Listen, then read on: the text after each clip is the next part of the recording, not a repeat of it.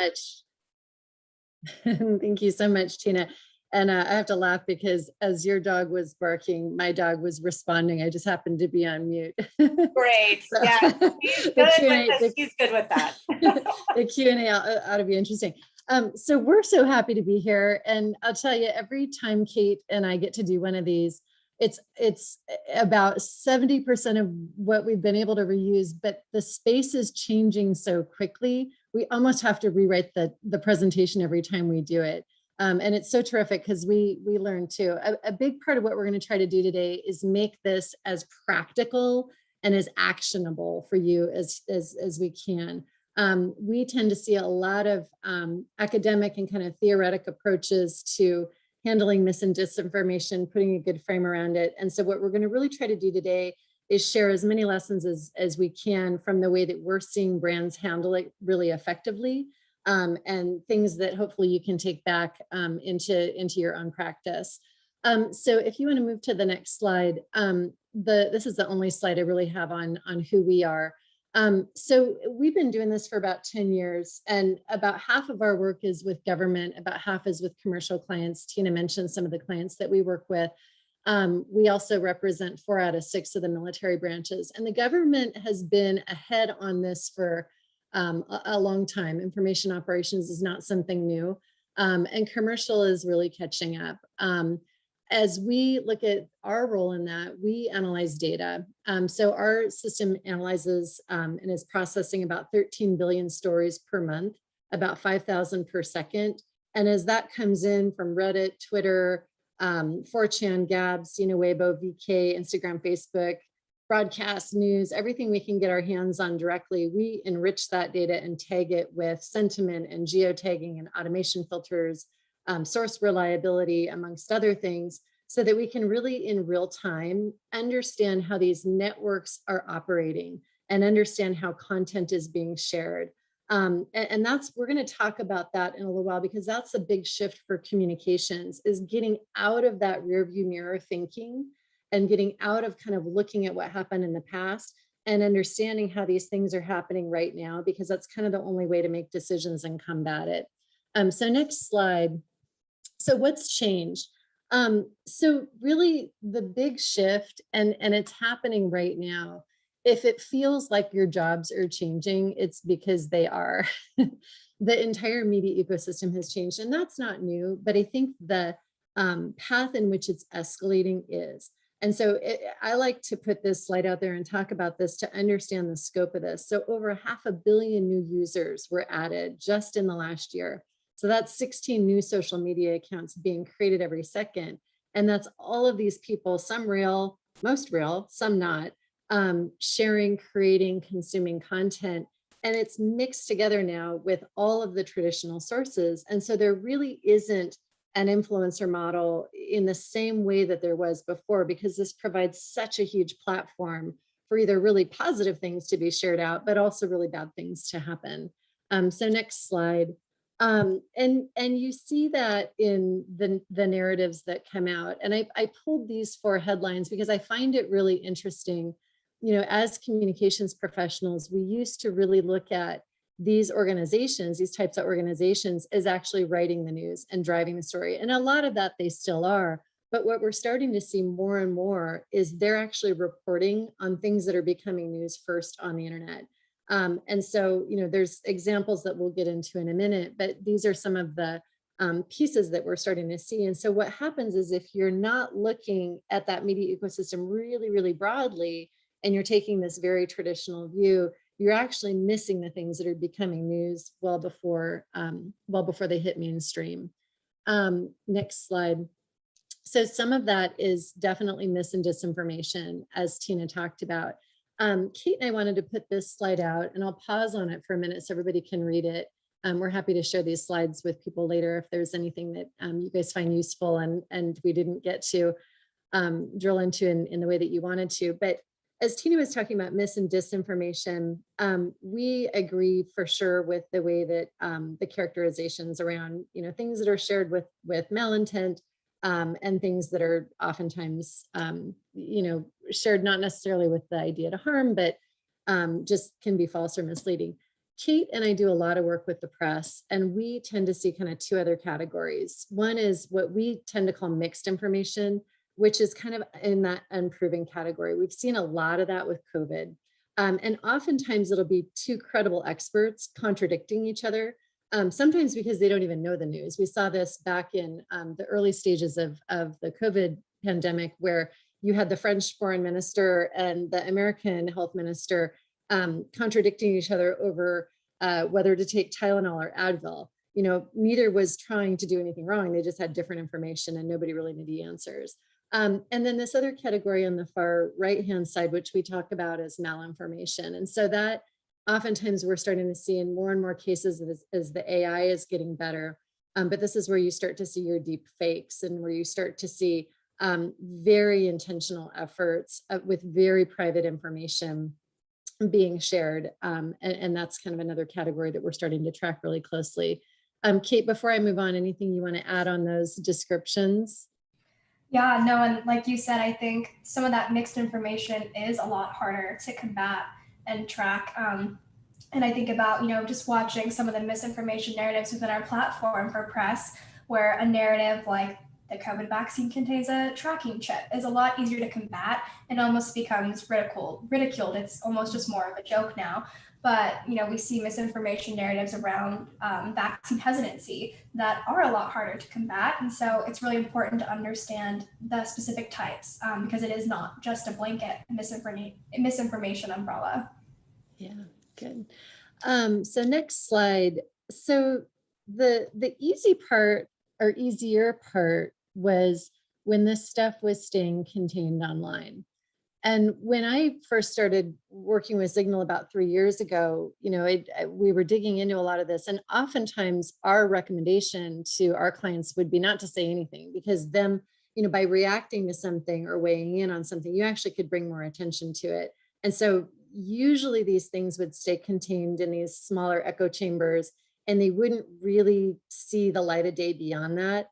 What's changed, and I think it's changed in about the last 18 months, is that you're really starting to see these examples of these conversations starting online, and then other people are kind of finding each other online, and they're becoming organizing platforms for bad things to happen. And it's very easy now to see those conversations that start off online become something that ends up in a very, very physical, real world scenario. And we'll talk about an example in a minute with 5G, but I think all of you can think about in the last 18 months, kind of your own examples, from the Capitol riots, to the Nashville bombing in AT&T, which was, largely driven by conspiracy theories, to, actions being taken on, vaccination requirements and things like that. So I think that's the real change for brands, is that you can't ignore this stuff anymore and hope it's going to go away, because oftentimes it's your early warning. It's the canary in the coal mine for something bigger to come. So what that means, if you go to the next slide, is that it really changes the game for how companies need to look at this.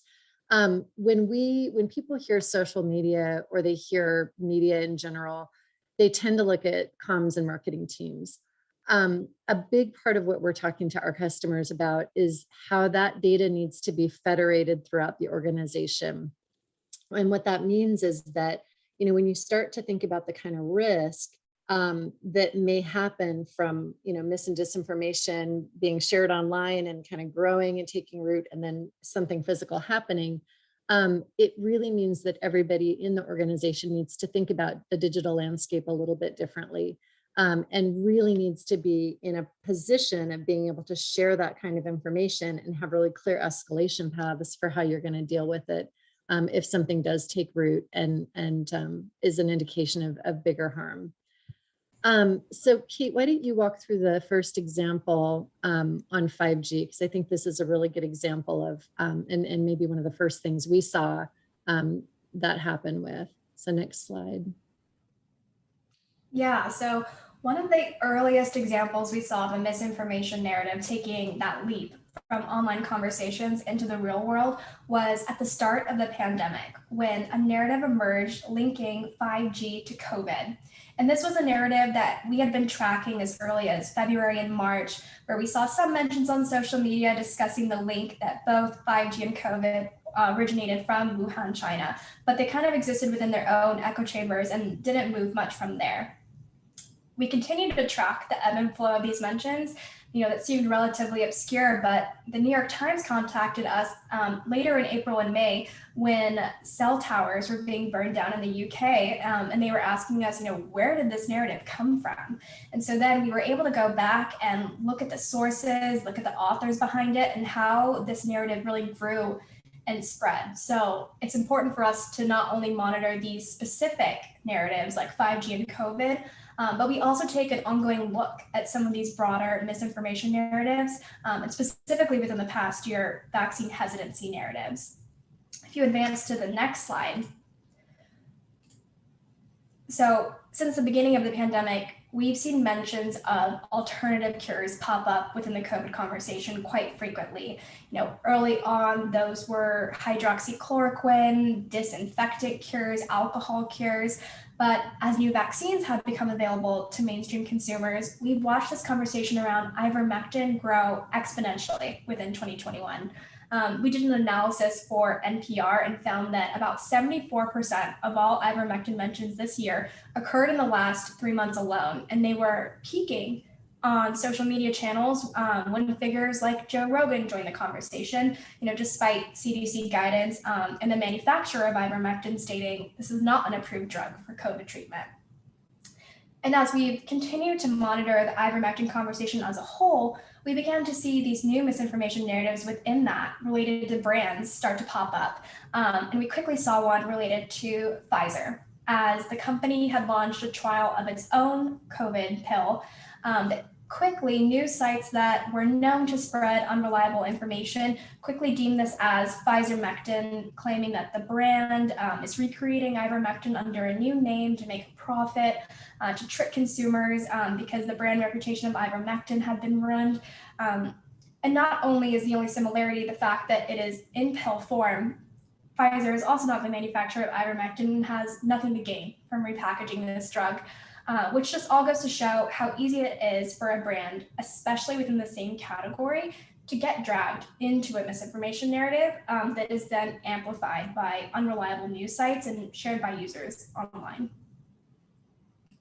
If you advance to the next slide, we have another example of a brand getting pulled into a vaccine-related misinformation narrative.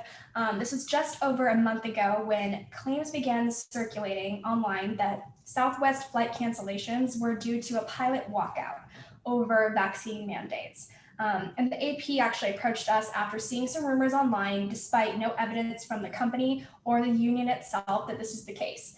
And we were actually able to go back and quantify and see how these mentions grew rapidly and identify some of the earliest examples of this false claim that the company was dealing with a quote unquote sickout. And the social media chatter linking the vaccine mandates protests to flight cancellations were not only hurting the brand's reputation online, but it became a very politicized environment where authors were tweeting the fact that it's Biden's vaccine mandates causing massive Southwest cancellations, which actors with a particular political agenda were then taking and running with, when the truth of the matter was they had staff shortages that existed long before vaccines were available, and there were weather delays out of their control. So it is, again, this really divisive media environment that can easily fuel a baseless claim, which is why it's so important to adjust your brand strategy to this new kind of threat. So next slide. So when we think about how communications needs to change, so the first thing I would say is, I've spent my entire life in comms, and I'm a huge believer that comms is the answer here. So everybody that's holding a comms title should be really excited about what the future looks like, because comms has the ability to understand, issues and nuance in a way that a lot of other parts of the organization don't have. And I think that as we're seeing companies really attack this, putting comms in the place where they have that voice at the table to be able to really be ahead of emerging issues, spot those things, and then also have the ability to be conveners of that and sharers of that within the broader organization. That's where I think this is going to go. We see those kinds of insights hubs developing with comms at the center, or at least comms with a really strong seat at the table. And that seems to be pretty effective. But when you think about how the jobs of the comms professional needs to change, previously it was really about reputation and crisis management. And it was about, really thinking about impressions and trending data and how many stories am I getting and how am I doing? And it was kind of this rear view mirror to approach to alerting and reporting on how the overall function was doing. And I think that that's really still a critical piece of it. But as I think about how those roles need to change and where I see the companies that are being the most effective, they're really starting to look at it through more of a risk management lens. So really starting to take just that comms lens or that traditional media lens off and really starting to look more broadly.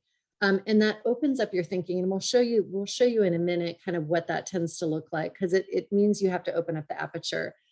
Secondly, and I mentioned this before, but these escalation paths of like, when you find something, you've got to know what to do with it. We had a situation a couple of years ago where we were working with an energy company, and we found very clear examples of foreign influence, Russian narratives being spread through Venezuelan press, trying to influence oil extraction discussions in a particular country. And when you're the poor social media manager finding this stuff, and there's not a clear escalation path on what to do with it, it probably doesn't end up getting escalated. And so, finding those escalation paths and knowing what you're looking for and kind of having those predefined playbooks becomes really, really important. And then instead of the impressions and kind of trending data, the things that you used to look at in terms of just measuring, we're really encouraging people to start to look at and understand the actors, the networks, how are they connected? How are they sharing information? The velocity, so how quickly is something trending? How quickly is something gaining traction? And then also the validity, because oftentimes you'll see really big trending numbers, but when you start to unpack and understand the automation levels in there, a lot of that might just be synthetic accounts talking to synthetic accounts, and it might not actually be organic, which is another really critical factor to making decisions on how to respond. So the next section, if you want to go to the next slide, we're going to walk you through what we have found to be some of the best practices of organizations that we see doing this really well. So the first thing is, and I like to talk about this, instead of just thinking about brand reputation, think about the brand as an attack surface, and think about, that methodology in terms of understanding the different parts of the brand beyond just brand reputation, or what might be saying, somebody saying about the product, to all of those other aspects of the brand that can be attacked using this kind of data. So next slide. And I saw a question pop up in the Q&A about whether the recording would be available after this. So I think the recording definitely will. And as I mentioned at the beginning, we're happy to make these slides available as well. So this is and we'll drill into each of these in a minute, but if you just take away kind of one thing in terms of what to start doing different, we start at defining the threat landscape. So again, what are those types of risks you should be monitoring? It's going to look a little different for every company, depending on what space you're in, what kind of stakeholders, are buying your products, and, policy discussions impacting your brand. Your threat landscape is going to look slightly different. And then really Wargame, like really think about how do you identify and get ahead of potential actors, objectives, methods, what are the things that could be deployed against you that you need to understand? And then using data to be able to understand and have that good situational awareness, because what becomes really important is if you understand the baseline of these conversations and you understand what normal looks like, it becomes a lot easier to find the anomalies and understand when something is not looking right. And it becomes very easy to zero in on those. And then you can start moving further and further upstream and identifying issues much earlier. So we're going to go into each of those in detail. So next slide. So defining the threat landscape. So oftentimes, and it kind of goes back to that monitoring versus intelligence piece that I was talking about. But oftentimes when brands are looking at this kind of data, they're looking at what's being said about their brand. And so when I'm talking about opening the aperture, what you need to start doing is understand the competitive set, the industry trends, supply chain and partners are something that we're seeing more and more, because it's not just what the brand is doing, but now it's everybody that they're connected with. And a supply chain or partner may be an indication of something either on the mis and disinformation side, or even an emerging issue that's being shared online that you may get early indications of. And then that bigger view of public policy and global issues. So the 5G example that Kate was talking about is a really interesting one to me, because if the companies involved with 5G or AT&T were just looking at brand mentions and really understanding what was being said about AT&T in conjunction with the things that they're involved in, but they were not looking at this much broader 5G conversation, that would have been an example where, they might have made different decisions had they been looking at it through the 5G lens. So hopefully that's an example, but oftentimes we can find those needles in the haystack and those emerging threats or pieces of mis and disinformation that are gaining traction through those much broader issues. Next slide. When we talk about wargaming, and I'm going to have Kate drill down into the actor, the objectives, and the methods. But I mentioned reputation and CEO being two biggies that we often tend to focus on. More and more, we're seeing examples of other attack surfaces. So physical operations, in the example of the AT&T example that we just gave. Stock price manipulation is very, very common. Oftentimes we'll see specific efforts with mis and disinformation start to percolate 2 or 3 days before an earnings day call, for example. So that tends to be a really vulnerable time for brands, and a time where somebody could get in and out with a piece of disinformation very quickly and actually profit from that. Digital assets, so data breaches, things like that. Oftentimes we're finding that there's a lot of chatter in those fringe media sites before actual disclosure happens. So those can be things that can be caught. And then, as I mentioned, supply chain, political interest, things like that. But what you need to understand and start to think about is, who are the different actors that might want to attack one of these different areas? What might they be trying to accomplish? So what might their objectives be? And then what are some of the common methods that they use, which are always changing. We're keeping a big long list of those, and I'm sure a lot of you guys are as well, but so that you can begin to spot those in your tracking. So Kate, why don't you drill into the first piece around the different types of actors that we tend to see? Go ahead and go to the next slide. Yeah, so that first component in the war game is identifying the different types of users online that could potentially affect your brand. And that ranges from a lone wolf actor, it could be a disgruntled ex-employee, a public figure, all the way to very organized social swarms. And we've seen that, even within these different types of categories, we see these evolve. Within social swarms, we've watched comical examples of K-pop fans flooding QAnon hashtags to disruptive and politicized efforts like the rise of GameStop on Wall Street bets. And it sounds like a Tom Clancy novel, but there are real foreign actors that play an active role in these conversations. Even earlier this year, the Wall Street Journal found a very sophisticated effort to downgrade Pfizer's reputation online. That was found through a government tracking agency with clear financial gain in doing so. So it is really imperative to understand the different types of actors to then better understand their objectives, like Jen will go into in the next slide. So the objectives. So this is one of my favorite slides, and we touched on this before, but I think this really starts to paint a picture of what you're missing when you're just looking at those reputational threats to all of those other kind of real world threats that impact more of the security, risk, and legal side of the business. So these are, and there might be many, many more types of objectives. But, I think this gives a good sense of what these actors may be trying to accomplish.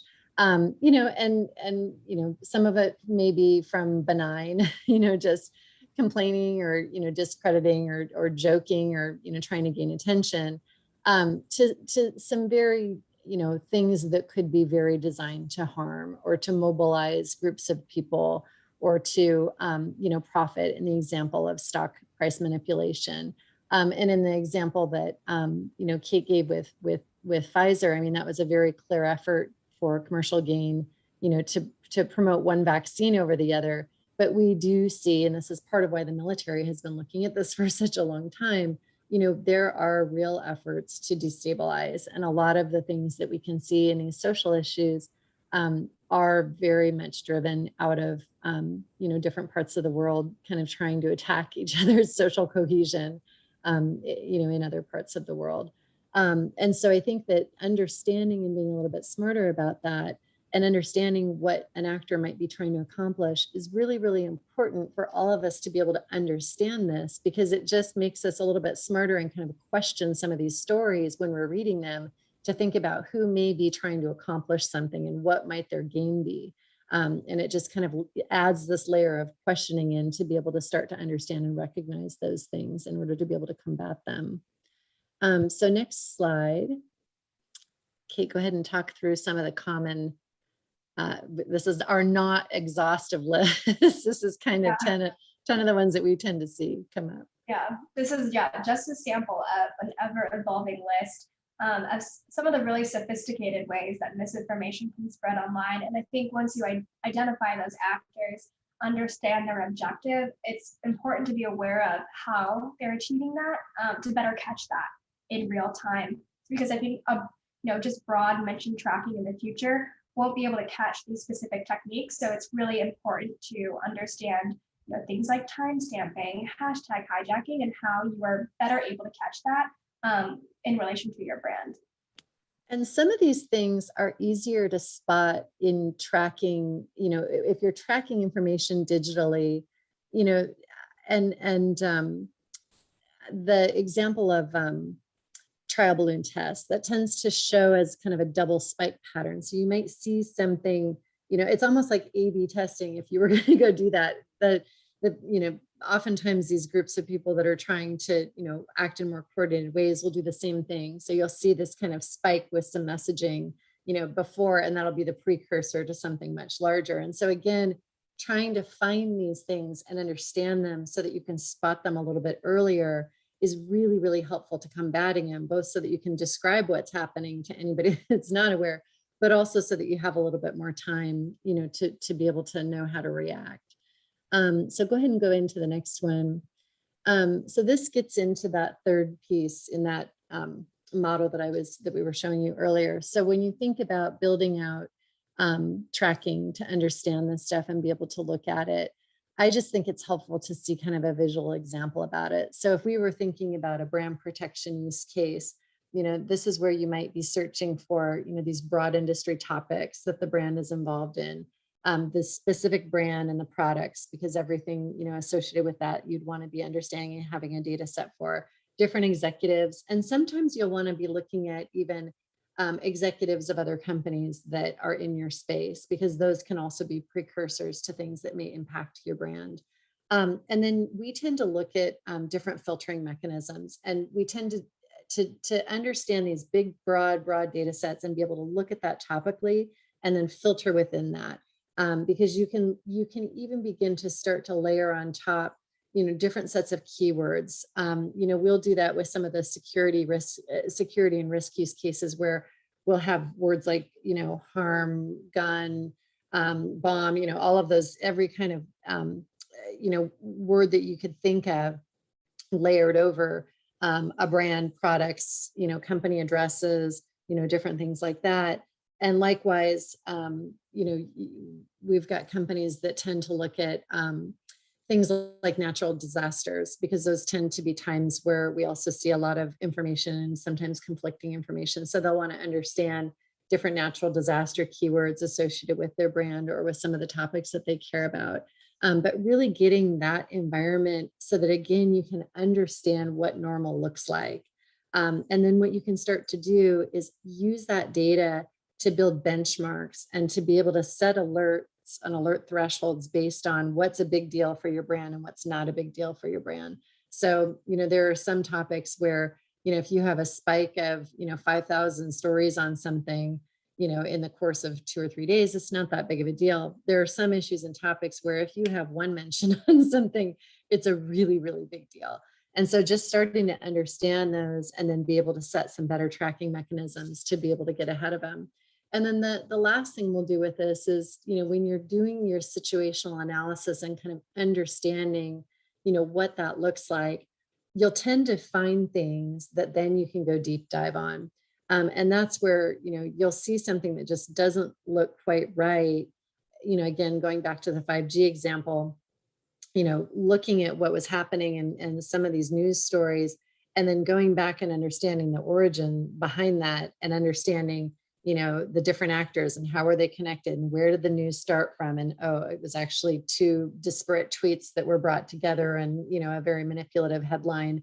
And then that ended up starting the whole thing. And, starting to kind of unpack those things so that you can understand that, and then you can build it into your alerting moving forward. What I tend to see is the brands that do this really well, it takes some time to get that situational awareness. And then once they do, they get very, very good at recognizing for their own brand and for their own set of topics, when they need to respond to something, and when it's something that's really out of the ordinary, and when they don't. You're never going to be able to stop mis and disinformation. And I think the point that Tina was making around polarization is a really important one, because what we're finding is that despite the changes in administrations and all of the actions that the platform companies have been trying to take, and so on and so forth, the polarization and the spread of mis and disinformation is continuing to escalate. And so I think a big part of this is understanding how we be better prepared for it and really combat it.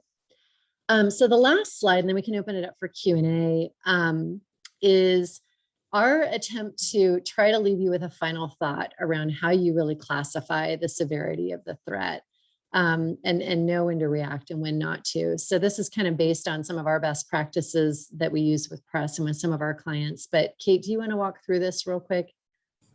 Yeah, so there's a couple different categories that we classify this in. And on the lower end of the spectrum, on the category 2, these are misinformation narratives that might gain a little bit of traction, but you're continuously monitoring them, and they really just kind of go back down.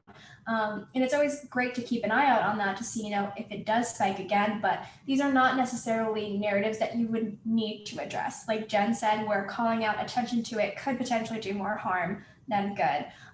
Where on the other end of the spectrum, you have these more advanced and more these misinformation narratives with a much more clear objective to harm, or with malintent. And I think about some of the misinformation narratives I tracked for some of our press work. Things like that your injection site has a magnet inside, where we saw viral videos on TikTok, on Twitter, quickly spike up one week, but really just go back down, where that may not necessarily influence somebody's future decision to get vaccinated, compared to some of these more advanced, like we mentioned in the Wall Street Journal, advanced campaigns to dismay somebody from getting a vaccine. So, and with that, our next slide is just a thank you to the IPR and to Tina, and then Tina, back over to you to open it up for any questions that we can answer. All right, awesome, fantastic. I guess Heather stopped sharing. Okay, perfect. So I just wanted to say, I just really love this webinar because I feel like it puts a lot of process. And, as a research-based organization, I really like the different stages of the model. And it's just, this is why I really loved this webinar when we were going through it. All right, let's ask some questions. I know you talked about this a little. Carly asked this question kind of about 20 minutes ago. So maybe if you want to expand a little on it. But how do you identify which online conversation should be your early warnings? Are there any characteristics that you look for specifically? So there's probably a few different ways we can answer that. I'll start, and Kate, maybe you can think about that, because I'm thinking about a lot of our press work. A lot of it goes to what are the issues that are really core to the brand. And, when I think about a financial services company that, is one of our largest clients, that, and a number of them, I usually see within different sectors, a pretty close match to the different things that they know are going to be hot button issues. And then we also can tend to identify things that we know are going to be, that are very, very big discussions that tend to have a lot of polarizing views, that tend to be places where mis and disinformation is shared. So an example would be, as I'm thinking about issues for a financial services company, the ESG discussion is huge. And that's definitely something that a lot of them are following. Racial wealth gap is huge. A lot of them are really following and understanding climate change, because there's a lot of, they get pulled into that for their investment portfolios and their stances on that. So, really thinking through and understanding kind of those platform issues, tracking those, and then understanding kind of what's happening within those different discussions. And I think, for any brand, the biggest thing that they need to be doing is having a really solid platform for what they're doing about some of these issues, because it's a little too late. Even if you do get pulled into mis and disinformation, the thing you need to be doing is combating that with the truth. And so understanding what these, it's almost like mis and disinformation and CSR and purpose kind of go hand in hand, because if you're not doing the right things, it's hard to point people back to what the truth is. Same goes for healthcare and pharma and things like that. So that's how I would look at it. And then Kate, can you talk a little bit about how you identify suspicious narratives within some of those hotbed issues? Because I think that tends to be something that it takes some time, but once you start identifying them, it kind of gets back to the point about, being a little bit quicker to find the new ones. Yeah, that's exactly where I was going to go with that. Yeah, it's always, whether we're doing work for press or for customers, it's always trying to find that misinformation narrative as quickly as possible. And when it might be in a new area that you may not have thought, if you identify, these are the 4 areas we need to look for in early warnings, there may be a new narrative that jumps that's not usually within your typical bucket of what you're looking at. And so one way we get around that is by looking at brand mentions within unreliable sources. We can also build lists of authors that are known to spread misinformation within specific categories, whether that be COVID misinformation, political misinformation, where then we can see, in real time, what are these people or what are these news sites saying about my brand? And that's where you're going to find new narratives that may not be what you're in those areas you're already tracking. And you can just find these new narratives you would have never thought of. And that's how we actually found that Pfizermectin narrative, was looking at mentions of Pfizer within unreliable news sites, and just watch that story develop. It's kind of fun. We get pretty excited when we're tracking something and something new pops up, because some of it is pretty off the wall, and it's interesting to see what gains traction and what doesn't. Okay, so next question. Where do you draw the lines behind how much automation can help do on its own, and where humans, such as analysts and communication professionals, can play a role or engage on these matters? Or how do they work together through the evolution of an expanding issue? Yeah, so that I'm glad that somebody raised that. That is a really critical topic, and it's one that we've been studying for very, very hard within even the last couple of months, because as much as we would like an amazing AI system to do everything and identify everything and do all of this work itself, we've done a lot of work to understand the capabilities of AI, including some work that we did very recently with IBM Watson, to really look at running some of our stuff through their models. And what we're pretty convinced on is that it's going to be augmented analytics for quite a while, and that there's no system out there right now that's going to spot this stuff. So that the technology can crunch massive amounts of data, and it can start to be trained to find those things, or to layer in. Automation is a great example where you can have the model you can train the model so that it spots those signs of automation, so that it can more readily pick up and understand what is likely to be a synthetic account, which is really helpful information to have. But you still need to train the models, and then it needs a lot of data to be able to do that. And then it needs to be checked for false negatives and false positives. And there's no substitute for an analyst right now. And so the big thing that we're seeing, and it's actually a challenge for our business right now, is that there's not enough analysts that really know how to do this, that can work alongside of the technology. And so what we're seeing is a lot of companies are trying to build those analyst teams themselves. and, you know, having their people start to get smarter on this. Communications has never tended to have those kinds of functions. And so, you know, anybody right now that I'm seeing go into communications, I'm really encouraging to take that technology first view, because it has to be the technology along with the analyst. Like Kate has an amazing tool, and there's lots of amazing tools out there, but it still requires a Kate to really go through and to find those things. Kate, do you have anything to add to that? Yeah, and I mean, I think it's a mindset that you can learn no matter where you are, whether, you know, if your technology is very advanced or if you're just setting up Google Alerts, or just tracking people on Twitter yourself. I think, you know, kind of going through this webinar and putting yourselves and understanding the actors, the methods, the objectives behind it. I didn't know much before this job myself, and I think it's just kind of a mindset to get yourself into, of understanding it from their perspective. And it makes it a lot easier to track, even if you don't have all the technology needed to do that. Okay, so Michael Charenson, I know he does a lot of work in disinformation. He asked a question about the different roles in combating disinformation.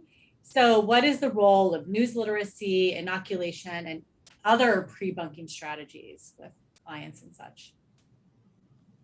Well, you know, our job is to really help arm people with data. And so we do less of the consulting piece in terms of kind of what to do about it and, you know, getting ahead of it. I mean, as a comms professional, you know, myself kind of in my former life, I mean, I think that, you know, and where I see companies do really, really good work is where they're understanding and spotting these things early, where they're understanding the actors, the networks, how much of that is, you know, real, how much of that is not real, you know, making decisions on how quickly to respond to something or not, having their positions, you know, and their playbooks predefined and agreed upon internally so that they can escalate and move really, really quickly. You know, one example I saw, and I love this example, and it happened about a year ago with ExxonMobil, where there was a piece of information shared in a Trump rally from the president talking about drilling rights and insinuating that, you know, campaign funds could be traded for drilling rights. And they saw that spike within 30 minutes, and it triggered alerts, and it hit their system really fast, and they realized it was going to be a really big deal. And because they had all of that set up, and they, you know, had kind of anticipated, you know, not that specific issue, but they could have an issue like that, they were able to move really, really quickly to issue a very snappy tweet over their corporate handle that actually became the first paragraph in the news story. And that actually drove the news cycle versus, you know, them having to chase it and debunk it, you know, a week later. So I think there are a lot of techniques. And I think the key is getting ahead of this stuff and understanding it so that you can apply them, because after misinformation has spread, it's really hard to chase it, and it's really hard to turn that around. So Dan Parker asked, and I don't know if you would know this, but how might organizations who have little or no resources, so comm teams who have about less than 10 people, how can they catch and prevent or combat misinformation early? Or there are more basic methods, you know, you have Google Alerts and other manual monitoring techniques that can be implemented to stay ahead of misinformation. And then, you know, along with that, how much of this is resource-based, where you have to have the resources to be able to be effective in combating? Yeah, so I'm going to let Kate take that on the tactics. The one thing I would say is on the resource piece. I do think that there is a different, not that like, I mean, everybody can be caught up and a victim of mis and disinformation for sure. What we tend to see with the brands that we work with is that there are ones who tend to be much, much bigger targets than others. I mean, some of these brands are the size of small company, or are the size of small countries, and they're dealing with such critical infrastructure in our financial systems, in our energy systems, in our, you know, in our technology systems, that they do tend to be much, much bigger attack surfaces. Fortunately, those are probably the ones that are resourced pretty well to you know, to look at it in a more sophisticated way. They're going to be a different target level because the ability to target them is so much higher than, you know, somebody that is much, much smaller and just not as well known and doesn't have as big of a platform to begin with. So that's one, I guess, piece of good news. But Kate, can you talk about maybe some other tactics or techniques that people could use that, you know, where they don't have the money to pay for more sophisticated tracking? Yeah, so I think you could use techniques like Google Alerts for your brand. But I also think, you know, there's things like TweetDeck where you can monitor what's happening on Twitter and organize that by specific keywords. So, you know, if you were a smaller pharma company that wanted to look at something very specific to vaccine misinformation, you could actively watch that. But I also think, you know, without using tools itself, is just familiarizing yourself with the different kinds of media in our environment. That's something we've become very accustomed to within Signal when we build out filters within our platform, is looking at what are the most reliable sources saying, what are the fringes of the internet saying, and yes, Signal would make it easier for you to be able to scroll through all of those.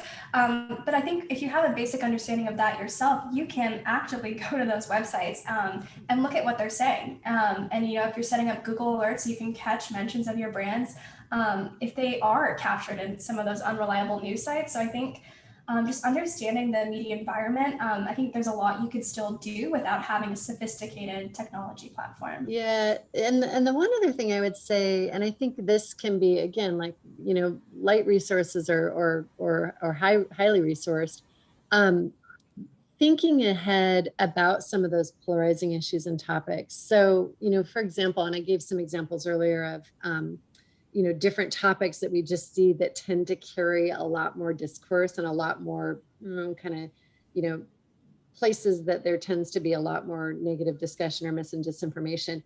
If you're going to wade in to one of those topics, do the research and understand what you're wading into first. And again, like whether you use a tracking mechanism, you know, like ours, or whether you're doing that through your own desk research, it doesn't matter. But I think that that is probably, you know, getting ahead of proactive efforts that you're going to do to be able to make good decisions about how you're going to do it, the kinds of words you're going to choose, the kinds of hashtags you're going to choose. Do a search on hashtags and things like that to make sure that you're not inadvertently pulling yourself into something you don't want to be part of. Okay, I think we have time for one more question. But what I think I'll do is I'll just mention Michelle Douglas. Her response was, you know, there's also a lot of misinformation that's spread through hidden social media. So closed Facebook groups, I mean, private accounts, WhatsApp threads for employees and everything. And I don't know how much you're seeing out there in this space. But Nance Larson also asked about the different ways that you're arming your audiences. She said top 1 or 2 ways that you're arming your audiences to be prepared to identify and flag misinformation across an organization. On the first one, I do think there's more and more of that, and that's certainly a pull that the platform companies are struggling with as well. You know, we deal in open source information and we deal in data that's sourced directly from the providers because we want to be in compliance with that. I think that some of that data is harder to get and does sit in closed systems. I think you can make the converse argument that, you know, it may be in pockets, but, you know, it also probably doesn't have the opportunity then to maybe spread. It can maybe be more potent, but maybe also not have exposure to, you know, as many broad eyeballs. So I don't know, that's going to be a tough one. I think that's going to be a tough one for the platforms to think about how they handle as well in terms of making their data available. On the second one, Tina, can you remind me the second one? The second one was identifying mis and disinformation in the system. The top 1 or 2 ways that, you know, companies are arming their audiences in the organization. Arming their maybe their stakeholders with like internally or their audiences externally.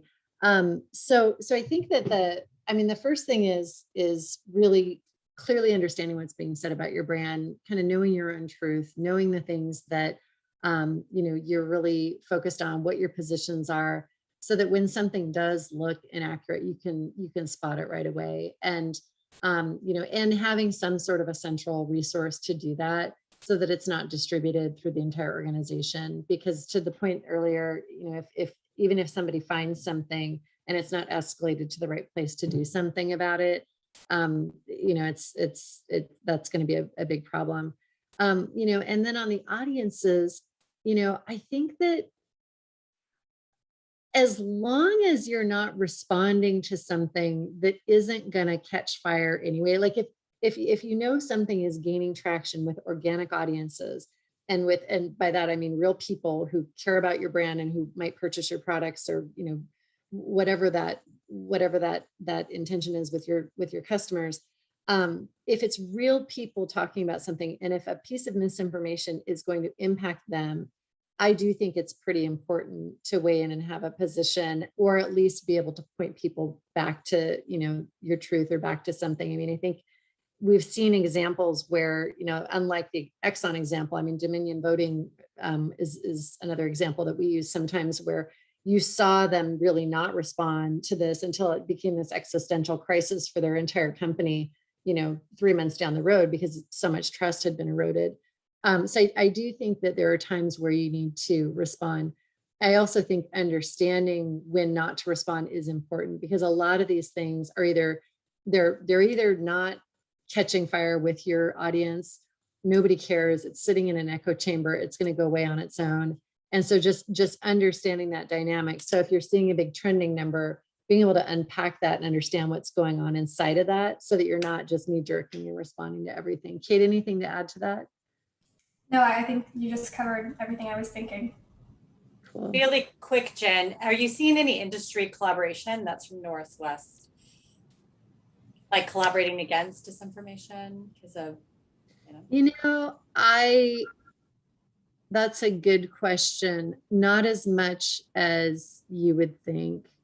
Where I tend to see it is in the academic space, and with kind of NGOs trying to collaborate and come together on things. And the challenge is that a lot of the work is it's not practical. It is kind of theory and understanding it, and understanding, you know, what's going on behind it, but it's not actually giving tangible advice to brands.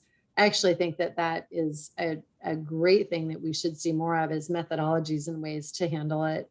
And I think it's another, for all you agencies that are on the call, or management consultancies, I actually think there's a huge void right now in terms of real practical advice on what to do about this stuff.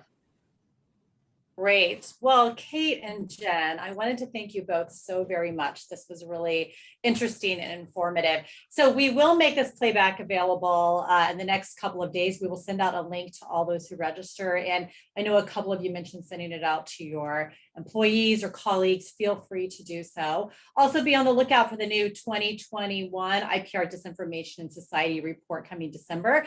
Jennifer, we will also share the polarization index for those who are interested, the report that was done with USC. I hope you all have a fantastic day. And for those who are celebrating, let me be the first to wish you happy Thanksgiving in the US next week. So take care, everyone, and happy Monday.